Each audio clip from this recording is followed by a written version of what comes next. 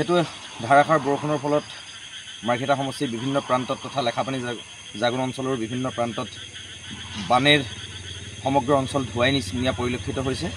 ঠিক সেইটো তাৰ পৰিপ্ৰেক্ষিততে জাগুন গাঁও পঞ্চায়তৰ অন্তৰ্গত প্ৰায় কেইবাখনো গাঁও, ক্ৰমান্বয়ে কথা কাখৰণী গাঁও, ক্ৰমান্বয়ে কথা আদৰ্শ গাঁও, চন্দ্ৰপুৰ গাঁৱকে ধৰি বিভিন্ন নামফাইকে ধৰি বিভিন্ন প্ৰান্তত বানে সমগ্ৰ পৰিৱেশ জলমগ্ন কৰি তুলিছে।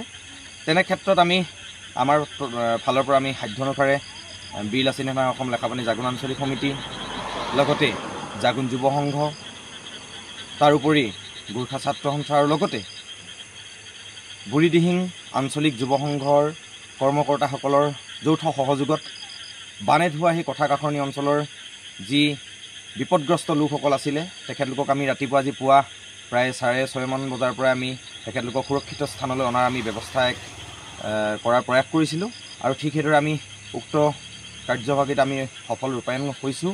আৰু লগতে আমি তেখেতলোকক আনি আহোম পথাৰ প্ৰাথমিক বিদ্যালয়ত আমি সুৰক্ষিত স্থানত আনি আমি ইতিমধ্যে তেখেতলোকক আমি ৰাখিব পাৰিছোঁ। এই ক্ষেত্ৰত এই সংবাদ মাধ্যমৰ জৰিয়তে আমি পোনপ্ৰথমে সকলো ব্যক্তিকে আমি সকলো সংগঠন দল সংগঠনক আমি ধন্যবাদ জ্ঞাপন কৰিছোঁ, যিসকলে আমাক আজি দিনজোৰা কাৰ্যসূচীত সহায় সহযোগিতা আগবঢ়ালে।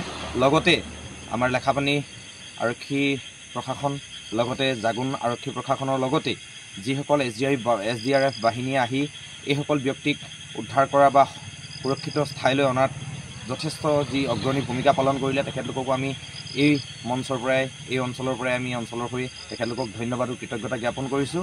আৰু আগন্তুক দিনতো এনেধৰণৰ সমস্যাসমূহৰ ক্ষেত্ৰত আপোনালোকে আমাৰ লগত সফলভাৱে সহায় সহযোগিতা আগবঢ়াব।